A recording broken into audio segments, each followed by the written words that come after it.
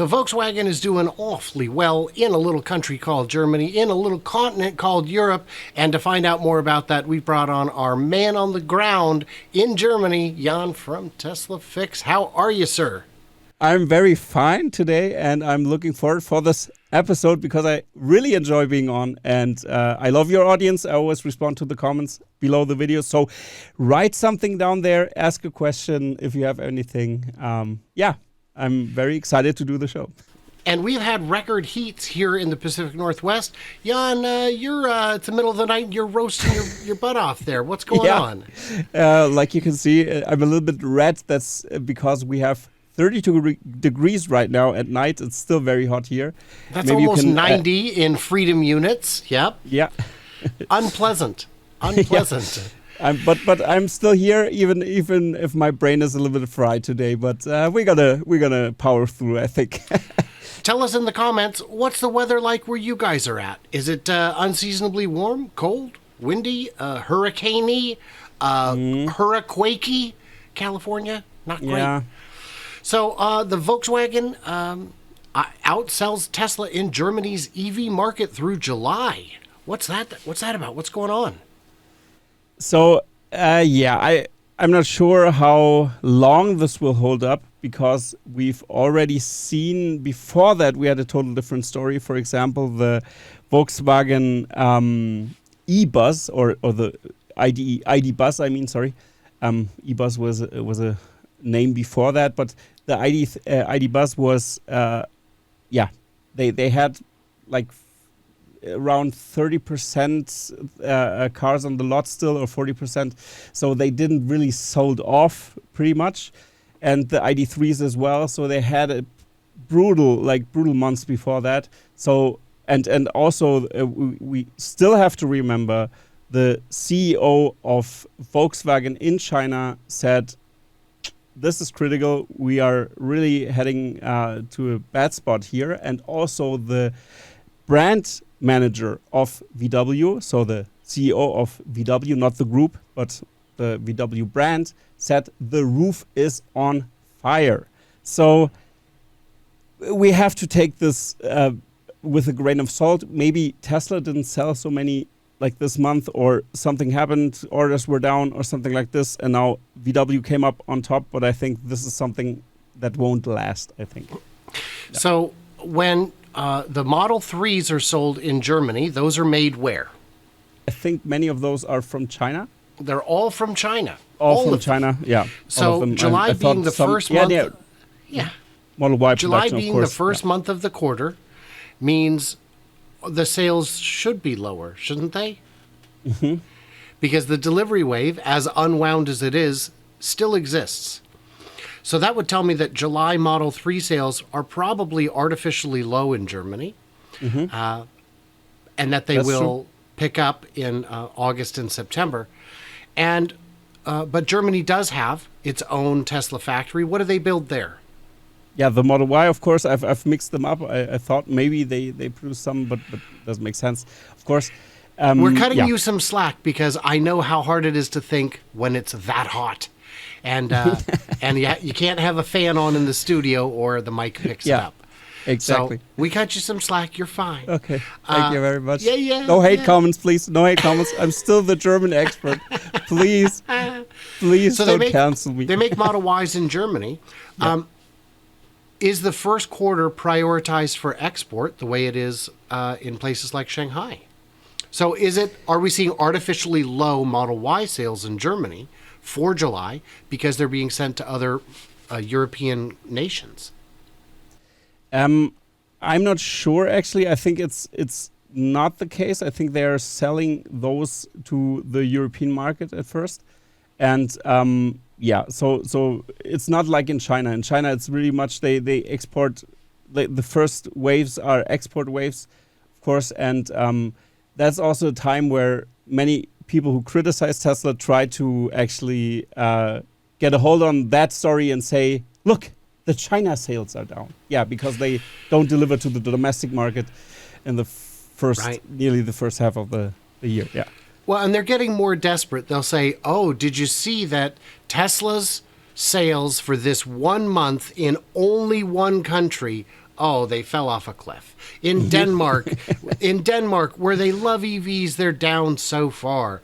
And it's like, guys, we're playing the greatest hits at this point. You've been singing the same tune the first month of every quarter for 6 years. Let it go, maybe? I don't know. Yeah. But as long as there are enough ding-dongs to actually believe it, or at least like and share and retweet it, re-exit, repost it, we gotta establish. We gotta figure this out. Yeah. A better name for all this nonsense. We're gonna X this. Yeah, the ID Buzz. Are you seeing them around? Yes, I've seen them around here, driving around. I mean, of course, the van of VW, especially the T5 or also the different variants they have, is very popular in Europe, especially now with the COVID pandemic. Everybody and their mom bought a like a recreational vehicle or anything near that, or a bus, for example.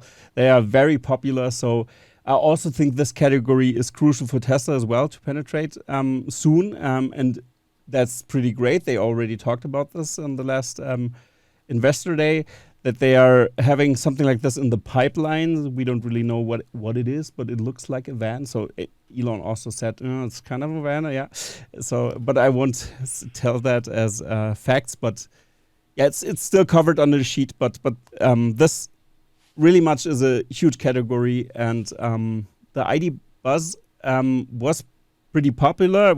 I could see them, but if you compare it to the hybrid in the same category, they have a hybrid bus, which is, or not bus, but like a bus, not with Z. I mean, just a regular hybrid. Right. Yeah, a van, just a regular van. And it's much better than the ID Buzz. It's lighter. It's has more room inside.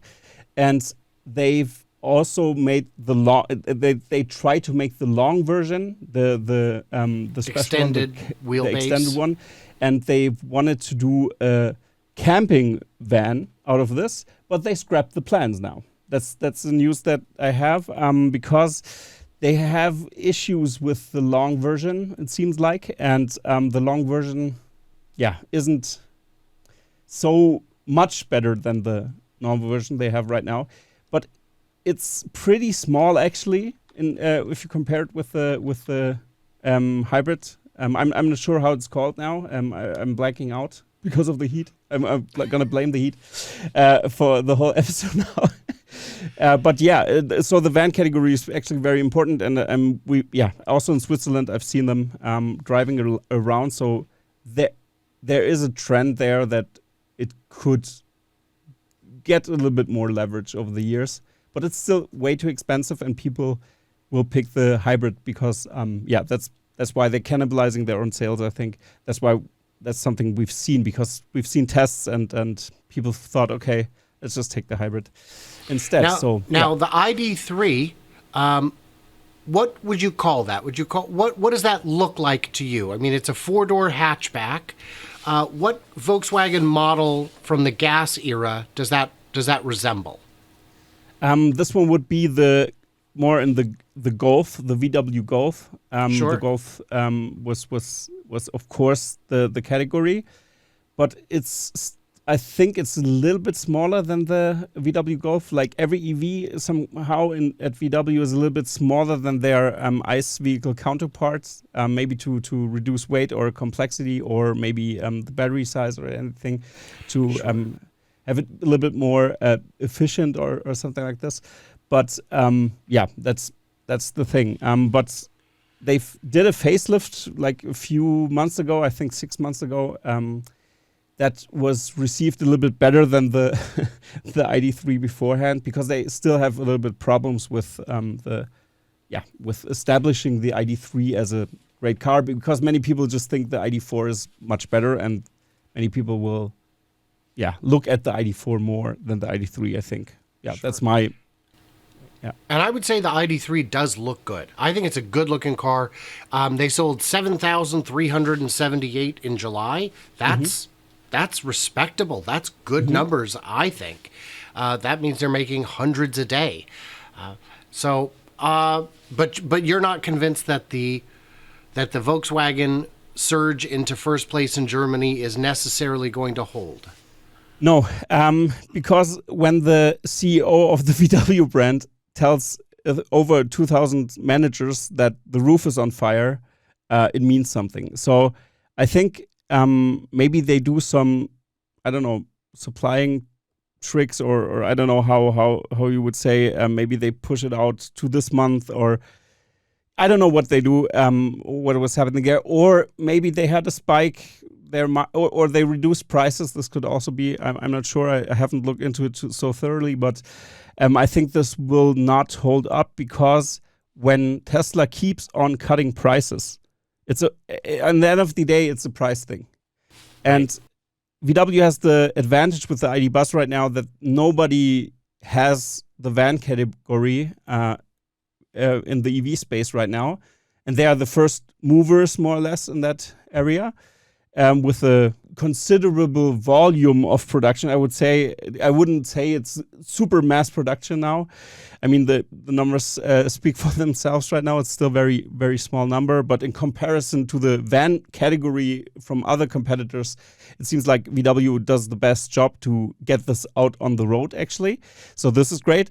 And I mean, the van category is pretty huge. That's why they can cater to it. But if Tesla comes out with a cyber van, which I assume in the next 7, 6, or 5 years, VW will have a problem, because it's always about cost effectiveness, and especially for the German buyers and the European buyers. So yeah, I think VW will have a problem there. Yeah, actually. Mm-hmm. So the other thing that's going to change in the very near term is Berlin is adding their second and third lines, which will significantly increase the capacity for production in Berlin and presumably reduce prices even further.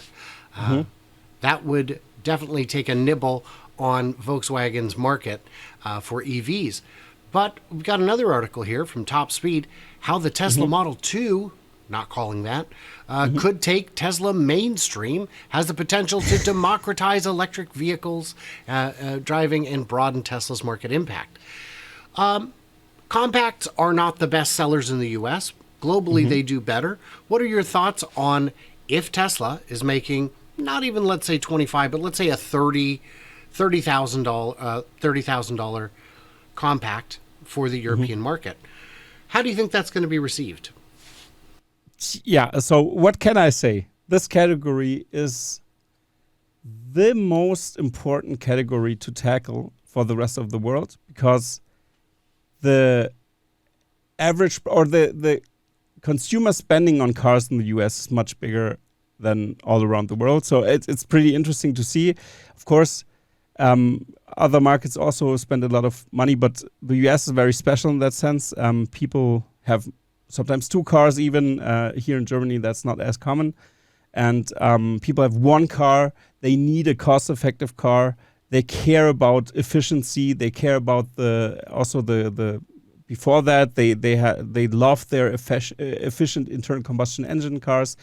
The American big blocks that we've seen in the 70s and 80s, the muscle cars and everything, were not good received here in Germany. And this really shows. And so also due to in Europe, especially South Europe, or also in some areas which have very old towns, they have very small and narrow roads. That's why this vehicle category makes sense. I mean, you can't drive around with a huge, I don't know, Lincoln, the big SUVs from the US, where this car could eat 3 of those small sedans, the small compact cars.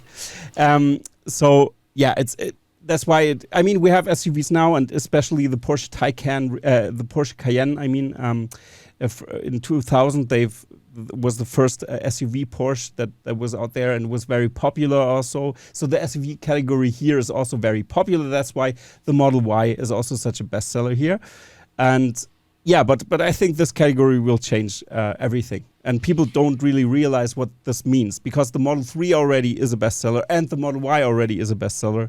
How will be a cheaper Tesla, the entry-level Tesla? And you go to some of the richest cities in Europe, and it doesn't matter how much money you have, you need a parking space that your car fits in, and parking spaces are small. It's expensive. It's expensive to have a big parking space. And you look at a city like Amsterdam or Berlin, and there aren't that many big cars. That's true. But people still have to remember. I mean, that's true. But I think what I've realized, the Americans have a perception of Europe that everything is so. Oh, the Cybertruck can't be sold here because the streets are so narrow. It's like foot traffic streets or anything. But actually, we have Sprinter vans here too. We have big cars too. We also, behold, and now grab your seats, everybody in America. We have pickup trucks here. Crazy, right? But yeah, still, that's.